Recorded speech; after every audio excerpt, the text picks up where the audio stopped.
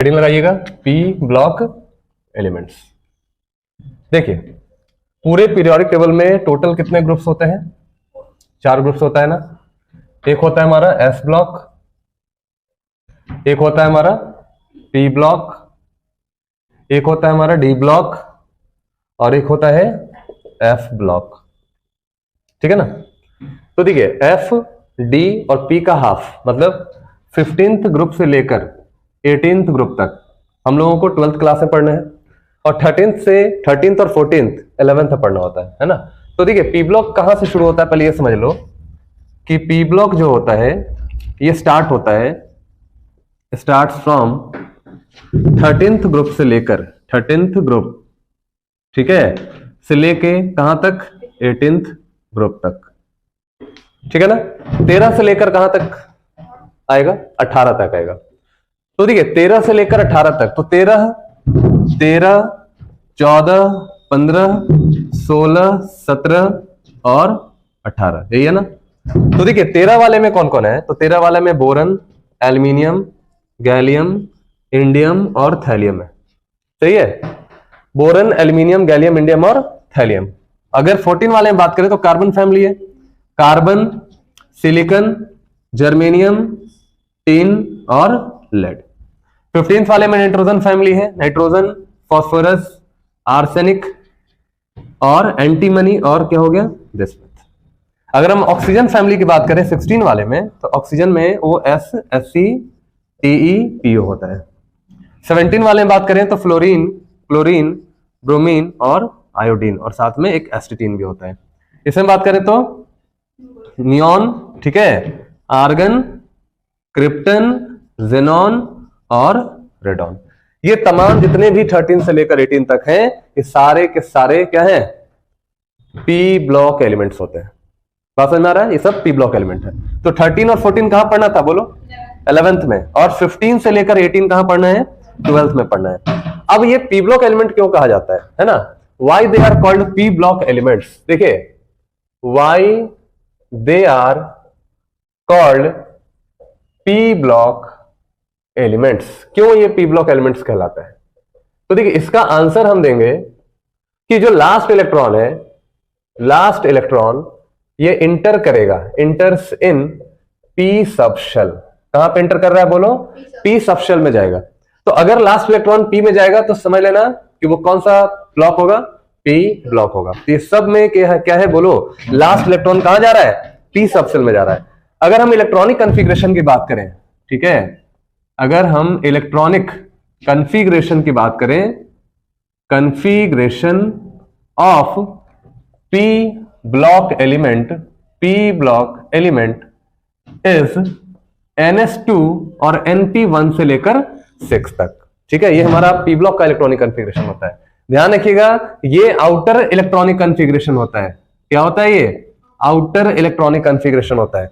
तो NS2 और NP 1 से लेकर 6 तक। तो अगर NS2 है और NP में चेंज हो रहा है, देखो कहां चेंज हो रहा है? NP में चेंज हो रहा है। तो NP में 1 से लेकर 6 तक जाएगा। तो अगर 1 है मान लो तो ये क्या हो गया?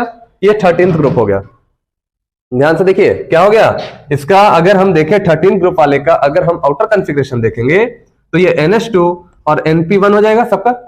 अब N क्या है? यहां पे N है पीरियड। ठीक है, अगर N हमारा पीरियड है तो इसका मतलब बोरन सेकंड पीरियड का है, तो यहां पे 2 रख देंगे N के जगह पे, है ना। तो सबका कॉन्फ़िगरेशन आ जाएगा। बोरन का क्या हो जाएगा? 2s2 और 2p1। समझ में आ रहा है? बोरन का क्या हो जाएगा?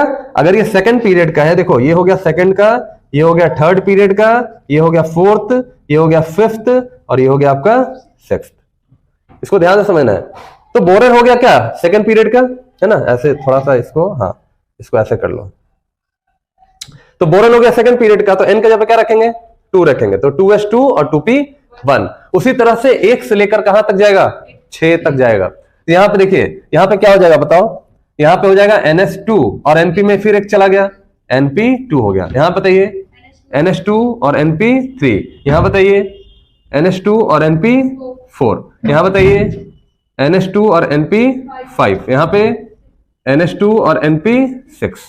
तो 1 से लेकर 6 तक का मतलब हुआ कि एक इलेक्ट्रॉन मतलब एक ग्रुप को रिप्रेजेंट कर रहा है। अगर P में 1 इलेक्ट्रॉन है तो टोटल वैलेंस इलेक्ट्रॉन कितना हो गया इसका?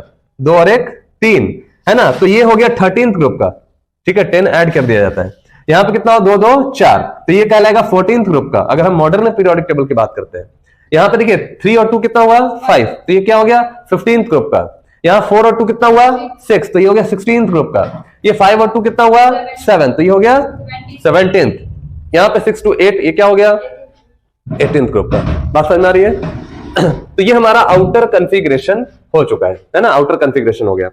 अब देखें, अब हम इसके पीरियड्स की बात करते हैं। तो देखो जैसे NS2 और NP1 जो है, यहां पे अगर n का वैल्यू हम पुट करते जाएंगे, जैसे सेकंड, ठीक है, मान लो बोरन का लिखना है आपको, तो बोरन का क्या लिखेंगे, तो बोरन का लिखेंगे यहाँ पे 2s2 और 2p1 ऐसे लिखेंगे ना। एल्यूमिनियम का क्या लिखेंगे 3s2 और 3p1। उसी तरह से गैलियम का क्या लिखेंगे 4s2 4p1। इंडियम का 5s2 5p1। इसके पहले भी आता है 4d, ठीक है, वो हम नहीं लिख रहे हैं, बाद में लिखेंगे, हम 15th के लिए सारा लिखेंगे। यहां पे देखिए 6s2 और 6p1 हो गया।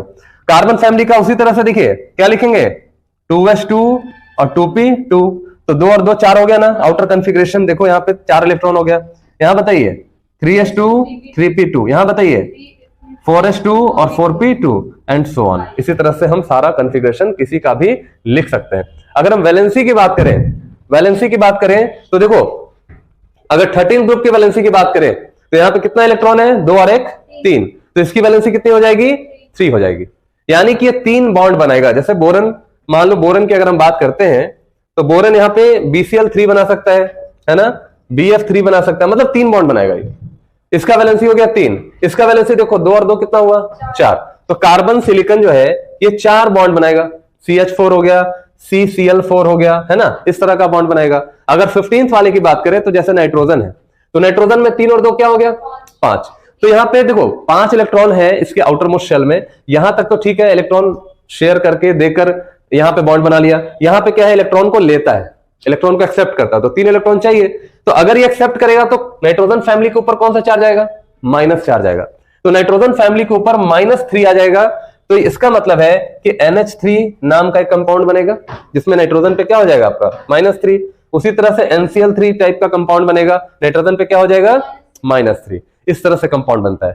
उसी तरह देखो यहाँ पे 4 और 2 कितना हुआ 6, तो ऑक्सीजन फैमिली वाला कौन सा कंपाउंड बनेगा, तो जैसे देखो यहाँ पे वाटर हो गया, नहीं वाटर आपका कंपाउंड बन रहा है। सल्फर का देखो H2S बनाएगा। मतलब यहाँ पे अगर वैलेंसी की बात करें तो 4 2 6 इसका वैलेंस इलेक्ट्रॉन है, 2 इलेक्ट्रॉन और चाहिए, तो 2 इलेक्ट्रॉन चाहिए मतलब 2 माइनस, तो मिनिमम जो माइनस होगा वो यहाँ पे -2 होगा, मिनिमम माइनस जो होगा वो -3 होगा।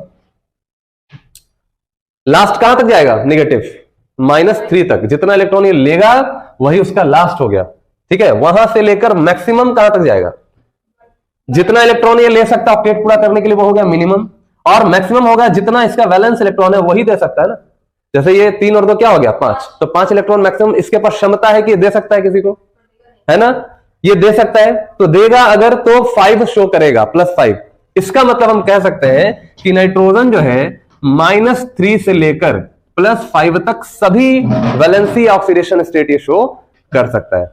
-3 कब करेगा, जब ये इलेक्ट्रॉन को लेगा, और +5 कब करेगा, जब इलेक्ट्रॉन को देगा। तो एक बार 5 इलेक्ट्रॉन नहीं देता है, नाइट्रोजन नहीं देता है ना, शेयरिंग करता है ना, शेयरिंग करेगा। फास्फोरस जो है वो +5 का वैलेंसी शो करेगा, +5 ऑक्सीडेशन स्टेट शो करेगा। नाइट्रोजन भी करता है लेकिन कोऑर्डिनेट बॉन्ड के थ्रू यहां पे करता है, ठीक है। तो ये सब चीज ध्यान में रखना है, ये बहुत इंपॉर्टेंट है, इसको नोट करो पहले जल्दी से।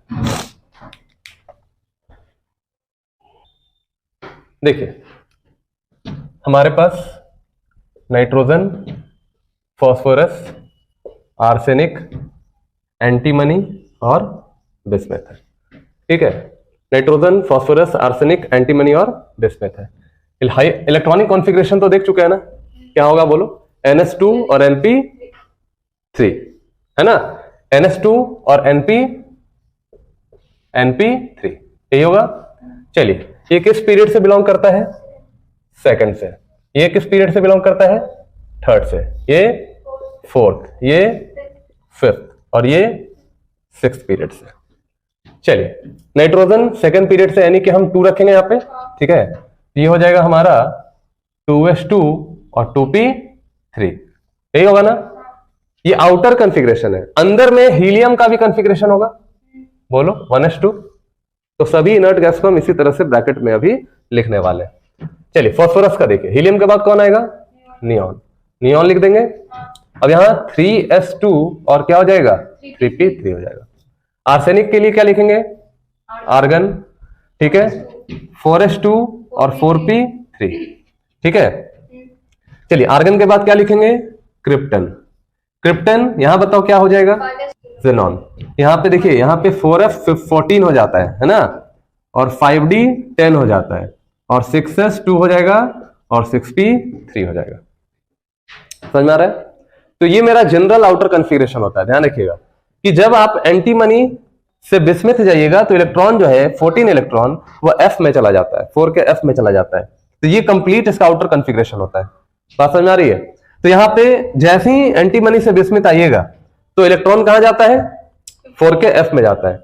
अच्छा, अब देखो, जैसे ही हम एंटीमनी से बिस्मथ आते हैं, इलेक्ट्रॉन जो है इंटर्स in 4f subshell, 4f subshell के अंदर। और इसका इंपैक्ट क्या पड़ता है? इसका इंपैक्ट कई चीजों पे पड़ता है। इसका इंपैक्ट साइज के ऊपर पड़ता है, आयोनाइजेशन एनर्जी के ऊपर पड़ता है, कई चीजों के ऊपर इसका इंपैक्ट पड़ता है। जब भी इलेक्ट्रॉन f में जाता है या d में जाता है तो इसका इंपैक्ट कई चीजों पे पड़ता है, साइज पे पड़ता है ना। तो एंटीमनी और बिस्मथ, देखो हम जानते हैं कि ऊपर से नीचे आने पे साइज बढ़ता है, लेकिन यहां से यहां तक तो बढ़ेगा, ठीक है, यहां से यहां तक हम जानते हैं बढ़ेगा, लेकिन एंटीमनी से बिस्मथ आइएगा तो साइज नहीं बढ़ता है। क्यों नहीं बढ़ता है? क्योंकि इलेक्ट्रॉन जो है वो 4f में इंटर कर रहा है। ठीक है, 4f का साइज बहुत बड़ा होता है, 5d का साइज बहुत बड़ा होता है। तो यहां पे इलेक्ट्रॉन f में और d में इंटर करने की वजह से इलेक्ट्रॉन्स क्या होता है? देखो, बड़े लोब्स में अगर लोब्स बड़ा होगा, ऑर्बिटल बड़ा होगा, तो इलेक्ट्रॉन्स काफी फैले हुए होंगे, काफी दूर दूर होंगे, तो स्क्रीनिंग पावर मिल नहीं पाएगा इसको, इसका स्क्रीनिंग पावर बहुत ही पुअर हो जाएगा। तो स्क्रीनिंग पावर पुअर का मतलब हुआ, स्क्रीनिंग का क्या मतलब है कि अंदर का इलेक्ट्रॉन, आउटर इलेक्ट्रॉन यानी 6s और 6s वाले में और 6p वाले पे फोर्स ऑफ अट्रैक्शन कितना लगा रहा है, यानी इफेक्टिव न्यूक्लियर चार्ज कितना बढ़ रहा है इसके ऊपर। तो देखिए, जितना ज्यादा इसके ऊपर इफेक्टिव न्यूक्लियर चार्ज बढ़ेगा, साइज उतना छोटा होगा। अब क्या है कि इनके अंदर इलेक्ट्रॉन इंटर करने से इनका स्क्रीनिंग पावर पुअर हो जाता है। अब अगर स्क्रीनिंग पावर पुअर हो गया, सिग्मा का वैल्यू बहुत कम हो गया, तो सोचो क्या हो जाएगा? Z इफेक्टिव तो बहुत ज्यादा बढ़ जाएगा। तो इसी वजह से क्या होता है कि यहां पे जो 6s2 इलेक्ट्रॉन होता है ये हाईली इनर्ट हो जाता है, मतलब इसके ऊपर काफी ज्यादा फोर्स ऑफ अट्रैक्शन लग जाता है। इसलिए बिस्मथ जो है ये 5 इलेक्ट्रॉन को लूज नहीं कर पाता या शेयरिंग में इन्वॉल्व नहीं कर पाता है, ये सिर्फ 3 इलेक्ट्रॉन को ही इन्वॉल्व करता है। देखो इसका इंपैक्ट कितना ज्यादा हो गया, साइज पे हो गया, आयोनाइजेशन एनर्जी पे हो गया, और साथ में इनर्टनेस पे हो गया, है ना। तो ये 6s2 इलेक्ट्रॉन तो इन्वॉल्व होगा नहीं केमिकल रिएक्शन में। तो बिस्मथ के केस में क्या होगा? सिर्फ 6p3 इलेक्ट्रॉन जो है ये सिर्फ इन्वॉल्व होता है। बात समझ आ रही है? क्योंकि स्क्रीनिंग पावर बहुत ही पुअर होता है। तो याद रखिएगा, यहां पे हम लिख देंगे पुअर स्क्रीनिंग पावर। तो इसका जो स्क्रीनिंग पावर होता है ये काफी ज्यादा पुअर होता है। अब क्या होता है? Z स्टार बराबर Z माइनस सिग्मा। सिग्मा का वैल्यू अगर बहुत कम हो जाएगा, बताओ तो क्या होगा? Z स्टार बहुत बढ़ जाएगा, है ना। तो अगर Z स्टार बहुत बढ़ जाएगा तो ये वाला जो इलेक्ट्रॉन है, therefore 6s2 electron become inert, बोलो इनर्ट। तो ये इलेक्ट्रॉन केमिकल रिएक्शन में नहीं जाएगा, है ना। तो याद रखिएगा कि 6s2 electron do not involve in chemical reaction. याद रखिएगा कि ये केमिकल रिएक्शन में जो 6s2 इलेक्ट्रॉन है वो आपका इन्वॉल्व नहीं होगा, है ना। 6s2 electron do not involve in chemical reaction. तो यहां पे कौन सा इलेक्ट्रॉन इन्वॉल्व होगा केमिकल रिएक्शन में? सिर्फ 6p3 इलेक्ट्रॉन। तो यहां पे लिखेंगे कि 6p3 electron only involve in, कहां पे? Chemical reaction. बात समझ में आ रही है? तो देखिए इसका इस फेनोमेनन को इनर्ट पेयर इफेक्ट कहा जाता है ना। याद रखिएगा कि दिस फेनोमेनन इज कॉल्ड, क्या बोलेंगे इसको? Inert pair effect. Inert pair का मतलब क्या हुआ? इनर्ट का मतलब क्या हुआ? जो बहुत ही लेस रिएक्टिव है ना, इनर्ट हो गया, मतलब ये गैस इनर्ट गैस की तरह बिहेव करने लगा, मतलब इसका इलेक्ट्रॉन केमिकल रिएक्शन में नहीं जाएगा। तो अगर ये वाला 2 इलेक्ट्रॉन इनर्ट हो गया, क्योंकि पास में तो यही रहेगा ना, उसके बाद ना ये है, तो इस इलेक्ट्रॉन पे ज्यादा इफेक्ट पड़ेगा। ये हो गया इनर्ट पेयर। पेयर का मतलब 2 इलेक्ट्रॉन। तो ये हो गया इनर्ट, है ना, पेयर मतलब दो इलेक्ट्रॉन, तो इनर्ट पेयर इफेक्ट, समझ में आ रहा है। तो यहां पे जो इलेक्ट्रॉन केमिकल रिएक्शन में जाएगा वो कौन सा जाएगा आपका 6p3 इलेक्ट्रॉन केमिकल रिएक्शन में जाएगा, है ना। याद रखिएगा बिस्मिथ जो है ये +5 शो ना करके, बिस्मिथ +5 शो नहीं करता है, बिस्मिथ जो है +3 शो करता है। ज्यादा स्टेबल कंपाउंड जो है बिस्मिथ का वो +3 वाला आपका ज्यादा पाया जाता है ना। लेकिन एक ही आपका नॉन कंपाउंड है, नॉन कंपाउंड ऑफ बिस्मिथ, ठीक है, इन +5 ऑक्सीडेशन स्टेट इज BiF5, ध्यान रखिएगा।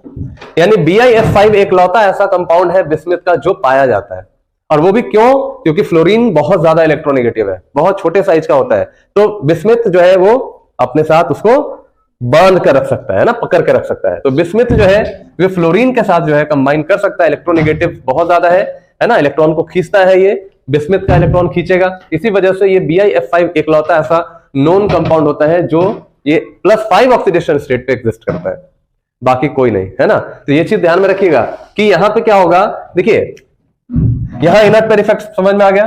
देखिए ऊपर से नीचे जब आइएगा, यहां से नाइट्रोजन से लेकर आर्सेनिक तक, तो साइज इंक्रीज करता है। साइज क्या होता है, इंक्रीज करता है, जो ग्रेजुअली जो साइज इंक्रीज करता है वही होता है।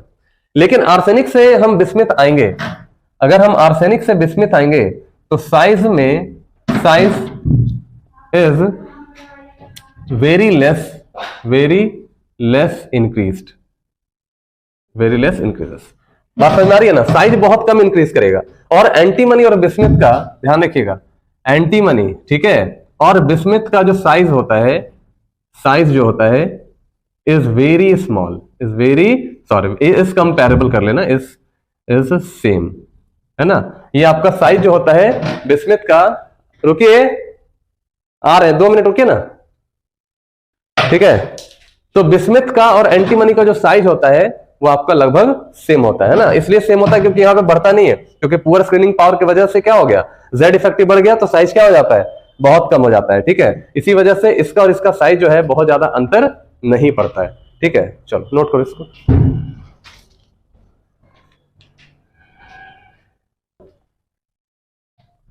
यहां तक हो गया ना, ये समझ में आया कैसे हुआ, है ना। चलिए यहां हम मिटा रहे हैं इसको, ये वाला पोर्शन लिखे तो, nitrogen exist as 78%, nitrogen exist as 78% of the earth atmosphere, your earth crust, है ना, एटमॉस्फेयर 78%, ठीक है ना। 28% ऑक्सीजन होता है, 21% ऑक्सीजन है, 78% नाइट्रोजन है, और रेस्ट आपका दूसरे गैस भी प्रेजेंट होते हैं, है ना। तो देखिए अभी क्या है कि देखो नाइट्रोजन आपका फ्री स्टेट में भी है और कंबाइंड स्टेट में भी है। कंबाइंड स्टेट में कई सारे कंपाउंड्स होते हैं, उस स्टेट में भी पाया जाता है। अब देखिए हम यहाँ पे अभी कुछ ट्रेंड बता रहे हैं, ध्यान से देखो, और ट्रेंड से पहले थोड़ा सा 2-3 बातें और समझ लो, है ना। इसको हटा दें, यहाँ पे 2-3 बातों को और समझने का है, समझिए इसको। देखिए नाइट्रोजन और फास्फोरस, ठीक है, ये आपका नॉन मेटल होता है, नॉन मेटल है, ठीक है ना। आर्सेनिक एंटीमनी ये आपका मेटालॉइड होता है, और बिस्मिथ जो है this is your typical metal, ठीक है, टिपिकल मेटल होता है। और फास्फोरस क्या है बोलो, नॉन मेटल है। आर्सेनिक और एंटीमनी मेटलॉइड है, और बिस्मिथ क्या हो गया, टिपिकल मेटल हो गया, है ना, मेटल है। देखो अब यहां ध्यान से देखिएगा, नाइट्रोजन जो है N2 ये डाई एटॉमिक गैस के फॉर्म में एग्जिस्ट करता है। किस फॉर्म में एग्जिस्ट करता है, डाई एटॉमिक गैस के फॉर्म में एग्जिस्ट करता है, ठीक है। फास्फोरस P4 के फॉर्म में एग्जिस्ट करता है, और ये वैक्सी सॉलिड होता है। कैसा होता है बोलो, वैक्सी सॉलिड, वैक्स की तरह होता है। अच्छा अगर हम आर्सेनिक की बात करें, ठीक है, तो आर्सेनिक की बात करें तो ये हमारा होता है लश्चरस सॉलिड। कैसा होगा? लशरस सॉलिड होता है ना। फिर देखिए उसके बाद एंटीमनी और bismuth, antimony and bismuth. Antimony आपका नॉन लशरस, ये थोड़ा सा इसको ठीक कर लो, ये आपका सिंपल सॉलिड होगा, सिंपल सॉलिड होता है, ये लशरस सॉलिड होगा, और बिस्मथ जो होता है वो हार्ड सॉलिड होता है। कैसा होगा? ये हार्ड सॉलिड होता है। तो ये सब नेचर है, ये सब फिजिकल नेचर है इसका। नाइट्रोजन आपका डायटोमिक के फॉर्म में एग्जिस्ट करता है और एक गैस होता है। बाकी सभी जितने भी हैं ये सब तुम्हारा सॉलिड के फॉर्म में एग्जिस्ट करता है ना। ठीक है, एक्सेप्ट नाइट्रोजन, याद रखिएगा नाइट्रोजन को छोड़ के बाकी जितने भी एलिमेंट्स हैं, all other elements shows allotropy. ठीक है, याद रखिएगा ये बात कि नाइट्रोजन को छोड़ के बाकी सभी एलिमेंट जो है ये एलोट्रॉपी शो करता है। इसका मतलब है कि आपका फास्फोरस, मान लीजिए कि हम फास्फोरस का एग्जांपल ले रहे हैं, तो फास्फोरस का डिफरेंट फॉर्म्स होता है। पहला आपका क्या है? देखिए फर्स्ट आपका है यहाँ पे रेड फास्फोरस। क्या होगा बोलो? Red phosphorus. दूसरा क्या होता है? White phosphorus. और एक होता है आपका ब्लैक फास्फोरस। ये तीन तरह के फॉर्म में, नहीं ब्राउन नहीं, ये तीन तरह के फॉर्म में आपका फास्फोरस एग्जिस्ट करता है। बात समझ आ रही है? तो फास्फोरस का तीन अलग अलग फॉर्म्स है, तीनों का अलग अलग फिजिकल प्रॉपर्टी है, लेकिन केमिकल प्रॉपर्टी आपका सेम होता है ना। तो फिजिकल नेचर सबका अलग अलग है। तो कभी भी कोई एलिमेंट अगर डिफरेंट फॉर्म्स में एग्जिस्ट करता है, अलग अलग फॉर्म्स में एग्जिस्ट करता है, अलग अलग उसका फिजिकल नेचर होता है, तो ऐसे प्रॉपर्टी को हम एलोट्रॉपी कहते हैं। जैसे कार्बन डायमंड और ग्रेफाइट के फॉर्म में एग्जिस्ट करता है, फ्लोरीन्स के फॉर्म में एग्जिस्ट करता है। इन तीनों का प्रॉपर्टी जो है, फिजिकल नेचर जो है वो अलग अलग है। अगर डायमंड की बात करें तो ये बैड कंडक्टर इलेक्ट्रिसिटी का होता है, लेकिन अगर हम ग्रेफाइट की बात करें तो गुड कंडक्टर होता है। उसी तरह से व्हाइट फास्फोरस आपका हाईली रिएक्टिव है और रेड फास्फोरस आपका बहुत कम रिएक्टिव है ना। तो इस तरह से हम देख सकते हैं कि सिर्फ नाइट्रोजन को छोड़ के बाकी सभी जो एलिमेंट है वो एलोट्रॉपी फॉर्म एग्जिस्ट करता है। ठीक है, नोट करिए फ्रेंड्स। इन ग्रुप 15 एलिमेंट और periodicity in properties, important trends in group 15 element। हो गया? important trends in group 15 element, ठीक है ना। और periodicity in properties, important trends in properties। और हम कह सकते हैं periodicity in properties, periodicity in properties। ठीक है। सबसे पहले हम अगर बात करें periodicity in properties की, तो हमारा हो गया एटॉमिक रेडियस। क्योंकि ये कोवेलेंट बॉन्ड बनाएगा इसलिए हम इसको कोवेलेंट रेडियस भी कह सकते हैं। एटॉमिक रेडियस के अंदर ही आएगा कोवेलेंट रेडियस। तो अगर हम कोवेलेंट रेडियस की बात करें तो देखिए टॉप को हम T से लिखेंगे, है ना, और बॉटम को लिखेंगे B से। तो देखिए टॉप से अगर बॉटम आएंगे, इधर टॉप से अगर बॉटम आएंगे, देखिए टॉप से अगर बॉटम आएंगे तो एक एक सेल भर रहे हैं, एक एक ऑर्बिट भर रहे हैं। तो जैसे जैसे नंबर ऑफ शेल बढ़ेगा, देखो नंबर ऑफ शेल अगर बढ़ेगा तो बताइए एटॉमिक साइज क्या होगा? बढ़ेगा, है ना। लेकिन ये ट्रेंड रेगुलर नहीं होता है, ध्यान रखिएगा, रेगुलर ट्रेंड नहीं होता है। ये ट्रेंड होता क्या है कि जैसे नाइट्रोजन से जब फास्फोरस आओगे, नाइट्रोजन से अगर आप फास्फोरस आइएगा तो साइज जो है, सॉरी नाइट्रोजन से आर्सेनिक कर लो, नाइट्रोजन से आर्सेनिक आप आइएगा तो एक रेगुलर इंक्रीमेंट इन साइज मिलेगा, regular increment in size. Nitrogen से आर्सेनिक तक एक रेगुलर इंक्रीमेंट मिलेगा साइज में, आराम से बढ़ेगा। लेकिन आर्सेनिक से एंटीमनी जाइएगा, सॉरी बिस्मथ जाइएगा, नॉट एंटीमनी, बिस्मथ जाइएगा, ठीक है, तो यहां पे very small increase in size होता है, बहुत ही छोटे, मतलब वेरी स्मॉल इंक्रीज इन, इसमें साइज में बहुत ज्यादा वेरिएशन नहीं है। मतलब यहां से यहां जाओगे तो बहुत तेजी से साइज बढ़ेगा, बहुत फास्ट साइज बढ़ता है। लेकिन आर्सेनिक से एंटीमनी में जाइएगा तो साइज में बहुत ज्यादा फर्क नहीं है, ठीक है, बहुत ज्यादा फर्क नहीं है यहाँ पे। इसलिए नहीं है क्योंकि यहाँ पे क्या हो गया, जेड इफेक्टिव ज्यादा डोमिनेटिंग होता है।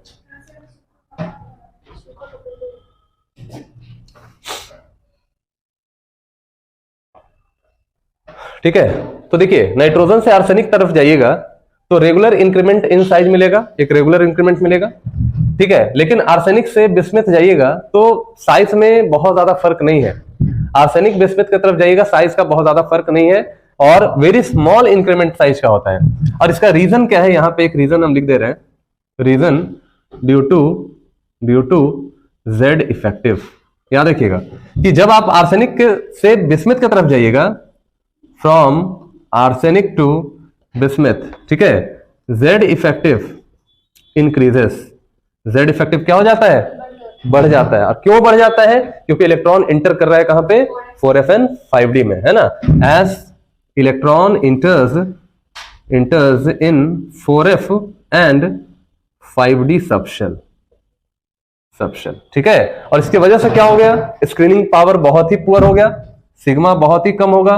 और सिग्मा अगर कम होगा तो जेड इफेक्टिव क्या हो जाएगा, बोलो, बढ़ जाता है ना। तो इसमें इस वजह से देखो सेल तो बढ़ रहा है, लेकिन जैसे जैसे सेल बढ़ रहा है वैसे वैसे इलेक्ट्रॉन 4f और 5d में जा रहा है, और 4f 5d में जाने से स्क्रीनिंग पावर पुअर हो जाता है, तो साइज में क्या हो गया, डिक्रीमेंट होगा ही ना, क्योंकि जेड इफेक्टिव बढ़ जाता है।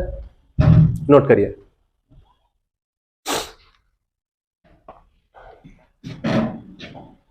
देखिए दूसरा हमारा जो ट्रेंड है, आयोनाइजेशन एनर्जी या आयोनाइजेशन पोटेंशियल, आयोनाइजेशन एनर्जी या आयोनाइजेशन पोटेंशियल, ठीक है। तो देखिए आयोनाइजेशन का मतलब क्या होता है, आयोनाइजेशन का देखो सिंपल मतलब होता है कि एटम से इलेक्ट्रॉन को बाहर निकालना, और वो भी कंप्लीटली बाहर निकाल देना। बात समझ में आ रही है ना। तो आयोनाइजेशन एनर्जी का मतलब हुआ कि इलेक्ट्रॉन को आप क्या करते हैं, जब ग्राउंड स्टेट से, है ना, कहां जाता है, ग्राउंड स्टेट से जब आप इसको इंफिनिटी पे भेजते हैं, कहां भेजते हैं, इंफिनिटी पे भेजते हैं, तो जो एनर्जी कंज्यूम करेगा that energy is called ionisation enthalpy, ठीक है, या हम आयोनाइजेशन एनर्जी बोलते हैं। तो जैसे मान लीजिए कि हमारे पास, हम यहां हाइड्रोजन से इलेक्ट्रॉन निकालना चाहते हैं, तो हाइड्रोजन के लिए के शेल इसका ग्राउंड शेल है, इसमें एक इलेक्ट्रॉन है। अब यहां पे इलेक्ट्रॉन है, मान लीजिए कि यहां पे हमारा orbit, this is your n बराबर इन्फिनिटी, तो इस वाले इलेक्ट्रॉन्स को हमें इन्फिनिटी पे भेजना है। तो जो एनर्जी लगेगा मिनिमम कितने एनर्जी पे ये इलेक्ट्रॉन अपने ऑर्बिट को छोड़ देगा और वो कहां चला जाएगा, इन्फिनिटी पे चला जाएगा। तो उस एनर्जी को, मिनिमम एनर्जी को हम E बराबर h न्यू, ठीक है, उस एनर्जी को बोलते हैं आयोनाइजेशन एनर्जी। क्या बोलते हैं, और आयोनाइजेशन एनर्जी का फॉर्मूला क्या होता है, plus 13.6 into Z square by N square electron volt per atom. यहां पॉजिटिव होता है। आयोनाइजेशन एनर्जी में हमेशा एनर्जी पॉजिटिव फॉर्म में होता है, क्योंकि एंडोथर्मिक है ये, है ना। तो आयोनाइजेशन एनर्जी क्या है, बोलो, एंडोथर्मिक होता है। तो इस बात को याद रखिएगा, ऑलवेज एंडोथर्मिक है।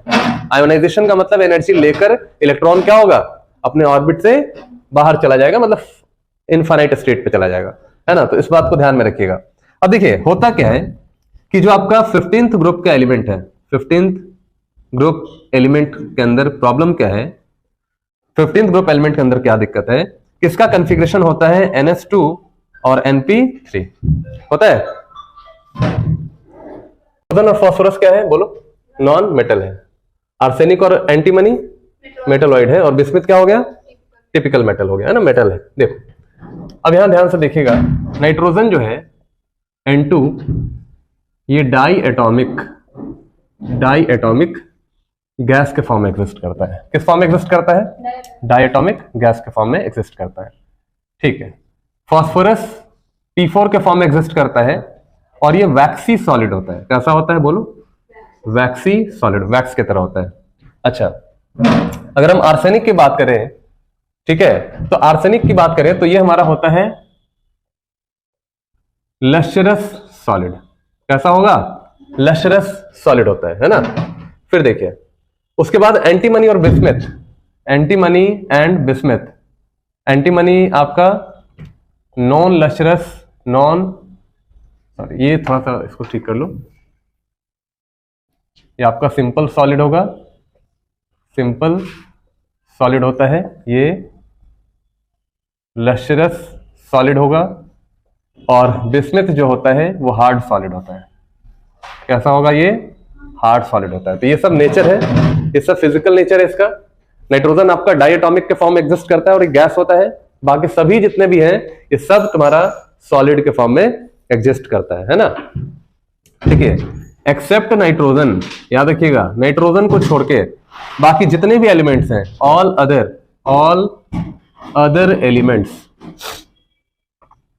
Other elements shows allotropy.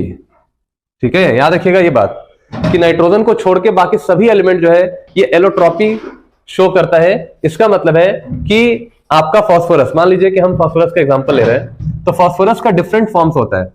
पहला आपका क्या है? देखिए, फर्स्ट आपका है यहाँ पे रेड फास्फोरस। क्या होगा बोलो? Red phosphorus. दूसरा क्या होता है? व्हाइट फास्फोरस, और एक होता है आपका ब्लैक फास्फोरस। ये तीन तरह के फॉर्म में, नहीं ब्राउन नहीं, ये तीन तरह के फॉर्म में आपका फास्फोरस एग्जिस्ट करता है। बात समझ आ रही है? तो फास्फोरस का तीन अलग अलग फॉर्म्स है, तीनों का अलग अलग फिजिकल प्रॉपर्टी है, लेकिन केमिकल प्रॉपर्टी आपका सेम होता है ना। तो फिजिकल नेचर सबका अलग अलग है।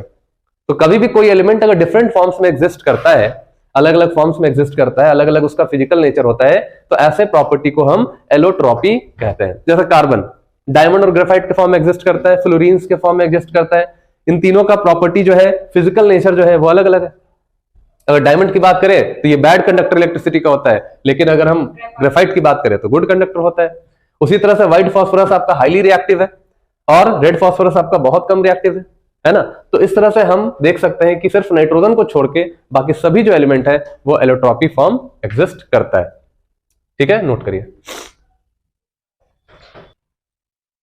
फ्रेंड्स। इन ग्रुप 15 एलिमेंट और periodicity in properties, important trends in group 15 element।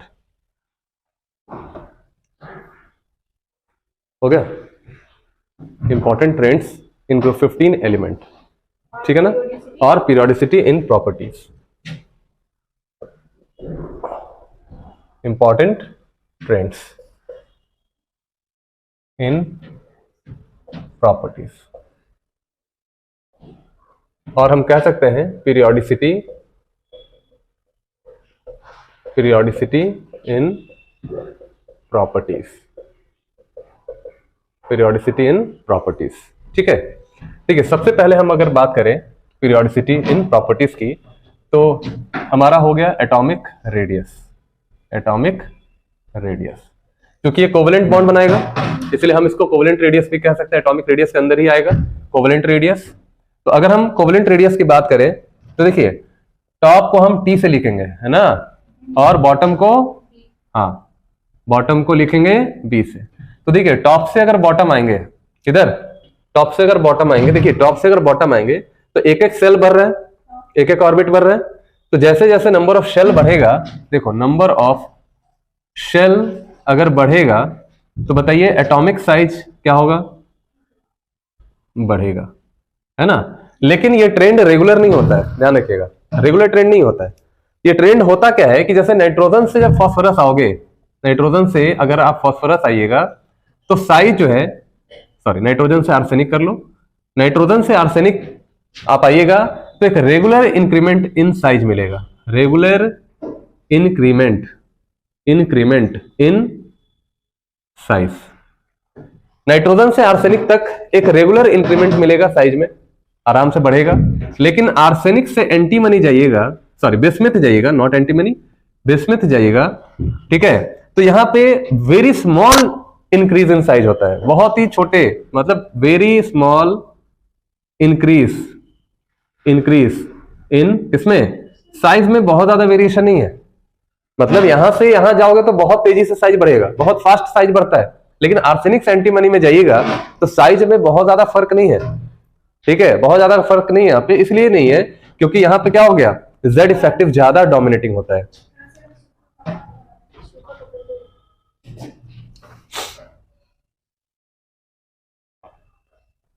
ठीक है।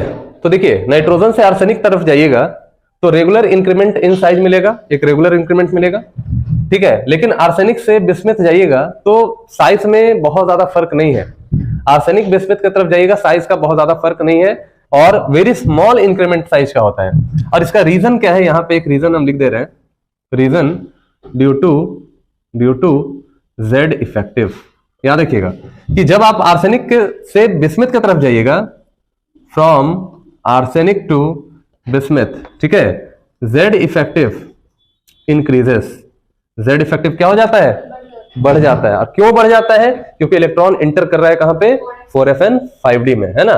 As electron enters in 4f and 5d subshell, ठीक है।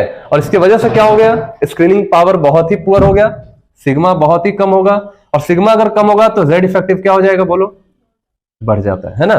तो इसमें इस वजह से देखो सेल तो बढ़ रहा है, लेकिन जैसे जैसे सेल बढ़ रहा है वैसे वैसे इलेक्ट्रॉन 4f और 5d में जा रहा है, और 4f 5d में जाने से स्क्रीनिंग पावर पुअर हो जाता है, तो साइज में क्या हो गया, डिक्रीमेंट होगा ही ना, क्योंकि जेड इफेक्टिव बढ़ जाता है। नोट करिए।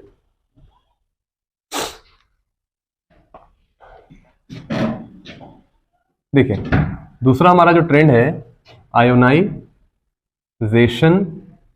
एनर्जी या आयोनाइजेशन पोटेंशियल, आयोनाइजेशन एनर्जी या आयोनाइजेशन पोटेंशियल, ठीक है। तो देखिए आयोनाइजेशन का मतलब क्या होता है, आयोनाइजेशन का देखो सिंपल मतलब होता है कि एटम से इलेक्ट्रॉन को बाहर निकालना, और वो भी कंप्लीटली बाहर निकाल देना। बात समझ में आ रही है ना। तो आयोनाइजेशन एनर्जी का मतलब हुआ कि इलेक्ट्रॉन को आप क्या करते हैं, जब ग्राउंड स्टेट से, है ना, कहां जाता है, ग्राउंड स्टेट से जब आप इसको इंफिनिटी पे भेजते हैं, कहां भेजते हैं, इंफिनिटी पे भेजते हैं, तो जो एनर्जी कंज्यूम करेगा that energy is called ionisation enthalpy, ठीक है, या हम आयोनाइजेशन एनर्जी बोलते हैं। तो जैसे मान लीजिए कि हमारे पास, हम यहां हाइड्रोजन से इलेक्ट्रॉन निकालना चाहते हैं, तो हाइड्रोजन के लिए के शेल इसका ग्राउंड शेल है, इसमें एक इलेक्ट्रॉन है। अब यहां पे इलेक्ट्रॉन है, मान लीजिए कि यहां पे हमारा orbit, this is your n बराबर इन्फिनिटी, तो इस वाले इलेक्ट्रॉन्स को हमें इन्फिनिटी पे भेजना है। तो जो एनर्जी लगेगा मिनिमम कितने एनर्जी पे ये इलेक्ट्रॉन अपने ऑर्बिट को छोड़ देगा और वो कहां चला जाएगा, इन्फिनिटी पे चला जाएगा। तो उस एनर्जी को, मिनिमम एनर्जी को हम E बराबर h न्यू, ठीक है, उस एनर्जी को बोलते हैं आयोनाइजेशन एनर्जी। क्या बोलते हैं, और आयोनाइजेशन एनर्जी का फॉर्मूला क्या होता है, plus 13.6 into Z square by N square electron volt per atom. यहां पॉजिटिव होता है। आयोनाइजेशन एनर्जी में हमेशा एनर्जी पॉजिटिव फॉर्म में होता है, क्योंकि एंडोथर्मिक है ये, है ना। तो आयोनाइजेशन एनर्जी क्या है, बोलो, एंडोथर्मिक होता है। तो इस बात को याद रखिएगा, ऑलवेज एंडोथर्मिक है। आयोनाइजेशन का मतलब एनर्जी लेकर इलेक्ट्रॉन क्या होगा, अपने ऑर्बिट से बाहर चला जाएगा, मतलब इनफाइनाइट स्टेट पे चला जाएगा, है ना। तो इस बात को ध्यान में रखिएगा।